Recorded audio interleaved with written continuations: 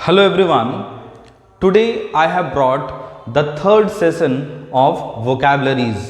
इससे पहले के जो दो वोकैबुलरी सीरीज थे, इस सीरीज में जो दो वोकैबुलरी सेशन थे उसमें हम लोगों ने फ्रेजल वर्ब्स को स्टडी किया था.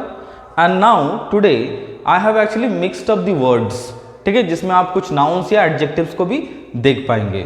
So these are actually very important to know and let's learn our vocabulary for today. A man of letters.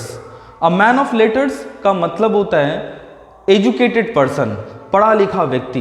ठीक है, आप कहोगे कि दैट इसके लिए तो हमारे पास वर्ड एजुकेटेड या लिटरेट है. हाँ, वाकई हमारे पास वर्ड है दैट इज लिटरेट या एजुकेटेड, बट इन फ्रेज, अगर हम लोग फ्रेज में बात करें, ठीक है, तो there will be a man of letters. ठीक है, पढ़े लिखे व्यक्ति को क्या कहेंगे? A man of letters. ठीक है, सपोज आप कह रहे हो कि that he is a man of letters, तो वो पढ़ा लिखा व्यक्ति है. So he is a man of letters. Our next word is, words का मतलब होता है वादों का पक्का. ठीक है, अपने बात का पक्का. So that is man of words. ठीक है, माई फ्रेंड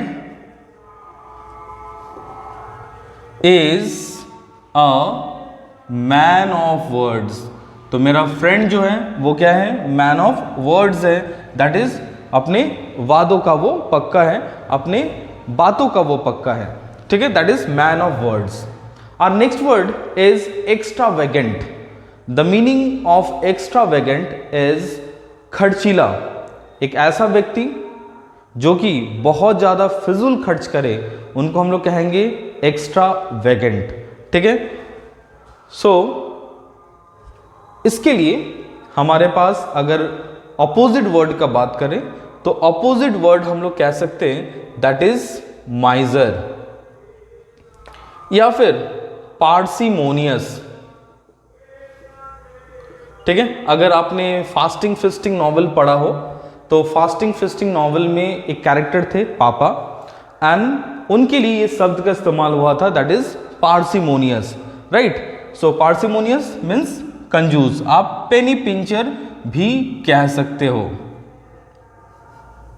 ठीक है, सो एक्स्ट्रावेगेंट, खर्चीला, and the opposite word of extravagant is can be miser, can be parsimonious, can be penny puncture.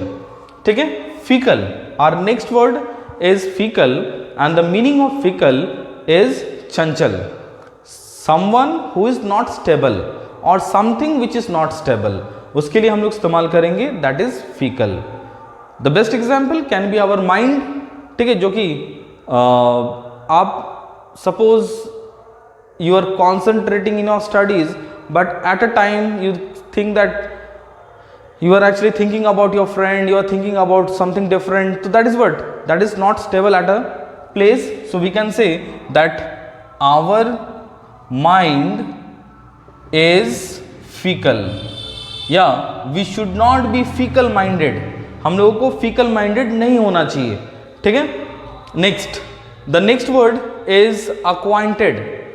The meaning of acquainted is actually परिचित, जिससे जान पहचान हो. और इसके लिए हमारे पास वर्ड है that is familiar. We have another word that is familiar. So we can say that I am familiar to him, मैं उससे परिचित हूं. I am acquainted to him.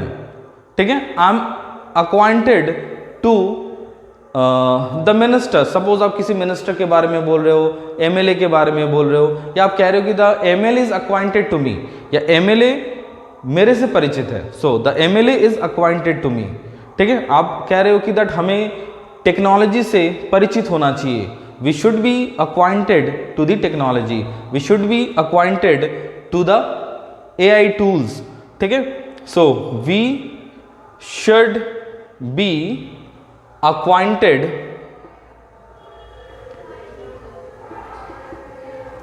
To the AI tools. Next word is actually fiasco. The meaning of fiasco is asafalta.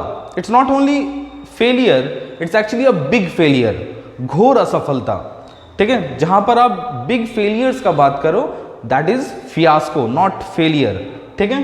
So we can say that losing the world cup at home was a great fiasco for Rohit Sharma and the company। माने रोहित शर्मा और team के लिए ये एक बहुत बड़ा failure था, बहुत इनअफेक्स। द मीनिंग ऑफ इनअफेक्स इज दुविधा में। अगर आप कह रहे हो कि दैट मैं दुविधा में हूं तो उसके लिए वर्ड क्या है? कंफ्यूजन। आप कह सकते हो कि that I am in confusion. इसके अलावा अगर आप कहना चाहो तो आप इस तरह से भी कह सकते हो कि that I am in dilemma. But अगर आप फ्रेज में कह रहे हो तो you can say that I am in a fix, ठीक है। So I am in a fix in this matter. तो इस मैटर में मैं दुविधा में हूं। So I am in a fix in this matter. Next word is optimistic. The meaning of optimistic is आशावादी। सपोज आप एक पॉजिटिव थिंकर हो, आप पॉजिटिव साइड को देख रहे हो, तो आप क्या होंगे? आशावादी, ठीक है। That is optimistic. So we should be optimistic in life, ठीक है। We should be optimistic in life, ठीक है। अगर आप नेगेटिव देख रहे हो, जैसे हम लोग बोलते हैं ना कि दैट एक हाफ ग्लास जो पानी से भरा हुआ है, ठीक है, हाफ ग्लास पानी, उसको आप आधा खाली ग्लास भी कह सकते हो, आधा भरा ग्लास भी कह सकते हो। अगर आप कह रहे हो कि that half full, that's you are optimistic. लेकिन अगर आप कह रहे हो कि दैट हाफ एम्प्टी, आधा खाली, तो आप क्या होंगे? निराशावादी होंगे, ठीक है। और उसको हम लोग इंग्लिश में कहेंगे पेसिमिस्टिक। उसको हम लोग कहेंगे पेसिमिस्टिक, ठीक है।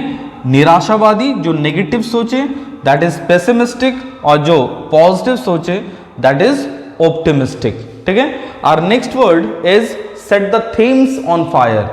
आप जब किसी असंभव दिखने वाले कार्य को संभव कर दिखाओ तो that is set the themes in fire.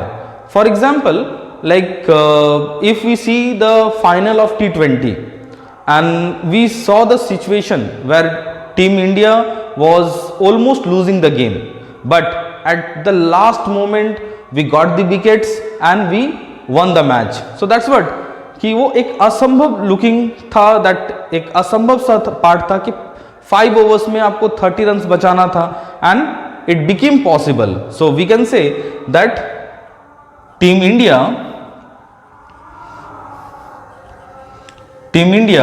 set the themes on fire by saving 30 runs in the last 5 over. तो लास्ट 5 ओवर में आप 30 रन बचाकर दैट आपने मैच जीता। तो that is setting the Thames on fire, set the Thames on fire. Our next word is actually drizzle, and drizzle is actually rain के लिए हम लोग बात करते हैं जब बहुत हल्का बारिश हो, जिसको हम लोग हिंदी में कहते हैं बूंदाबांदी होना, उस जगह में भी हम लोग ड्रिजल का इस्तेमाल कर सकते हैं। उस जगह में हम लोग ड्रिजल का इस्तेमाल कर सकते हैं, ठीक है। सो अगर आप कह रहे हो कि बाहर में बारिश हो रही है लेकिन हल्का बारिश हो रहा है या फिर दैट इज बूंदाबांदी हो रहा है, so we can say it is drizzling, it is drizzling outside, ठीक है। अगर आपको कहना हो कि दैट बहुत ज्यादा बारिश हो रहा है, ऐसे बारिश होने के लिए तो रेन है, ठीक है, हल्का बारिश बूंदाबांदी होना दैट इज ड्रिजल। लेकिन अगर आप कह रहे हो कि दैट मूसलाधार वर्षा हो रही है, so there rain cats and dogs, उस जगह हम लोग क्या इस्तेमाल करेंगे? Rain cats and dogs. So अगर आप बोल रहे हो कि दैट मूसलाधार वर्षा हो रही है, so it is raining cats and dog. ठीक है, सो इस तरह की वोकैबुलरीज को जानने के लिए do follow my page and like and subscribe